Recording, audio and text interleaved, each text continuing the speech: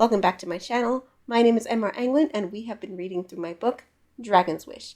Right now we're on chapter 10. In our last chapter, Princess Desimone remembers Sir Apple, the boy she met in the orchard. And now let's go on to chapter 10. Father, Mum! Sevrin rushed into his home. Sunlight streaming in through the open door and windows lit up the four shepherds slumped over the wooden table at the far end of the room next to the fire. Timron rose to approach Sevrin. He hadn't lost any of his muscles over the years. Like Sevrin, he was caked with dirt, a side effect of working the earth. His black hair flowed onto his shoulders, and white hairs peppered his beard. I came as soon as I heard, Father. Sevrin scanned the room. His eyes fell on his mother, pouring water for the shepherds to drink. Tension left his shoulders. Everyone he loved was all right. What happened? Come with me, Sevrin.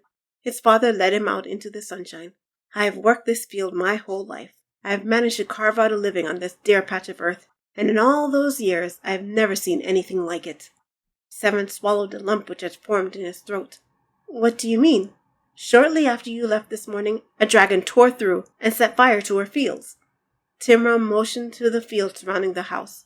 Where had been a patch of green stalks were now black scorched twigs. I managed to put out the fires, but much of the crop is destroyed. Severin's heart sank lower the more he looked at the devastation. What of Mum's garden? It survived, and so did your mother. Timron scowled, though not for lack of her trying to be killed. Do you know that fool of a woman ran out and tried to shoo the dragon away from her flowers? Severin's mouth dropped, both from shock and from laughter.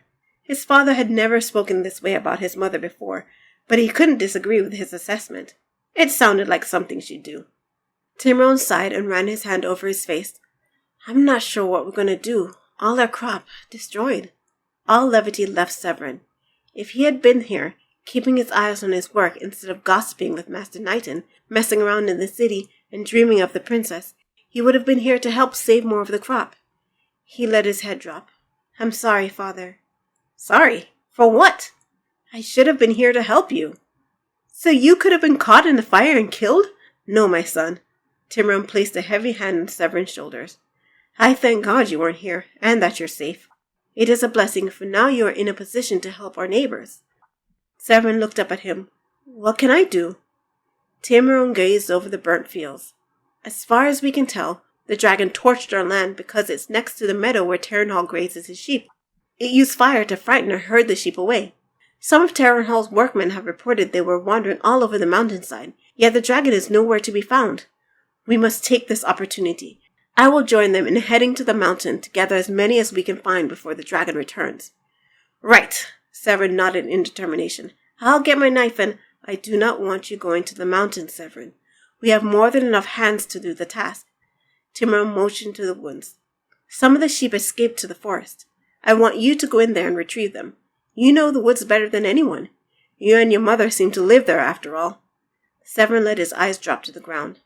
I am brave enough to go with you, Father. Bravery is not the issue, my son. Terranhall will also leave his sons and the younger shepherds behind. Should things go amiss, the next generation must be preserved, and you must take care of your mother. Timron heaved a sigh. I'm taking a risk asking you to go into the woods, but I ask this of you because I know you are capable. Will you do it? Once I gather a few things from the house, I'll be off. Sevrin turned to the house. Sevrin turned. Be careful, please. You too, Father. Sevrin trotted to the house. The shepherds had risen to their feet when Sevrin walked in. Are you sure you have everything you need? Mariella said to them. Rope, knives? The mountains can be treacherous. We are well prepared, thank you, Mariella. Terranhall tipped a hat to her as he led the shepherds out.